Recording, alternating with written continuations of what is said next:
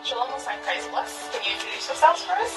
Shalom, Most High Christ bless. Sister Talia from the House of Soldier Aaron, Toronto. Sister Gabriella from the Toronto, Canada camp.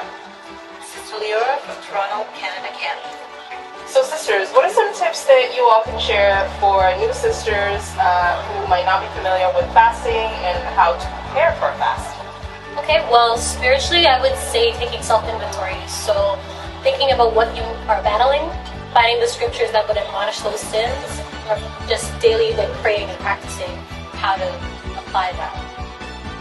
And for me, my mental preparation for a fast is thinking about what it is that I know I'm battling with, that I need assistance with, sending out my prayers before I do that, seeking counsel to make sure that I am ready for what it is I'm about to do.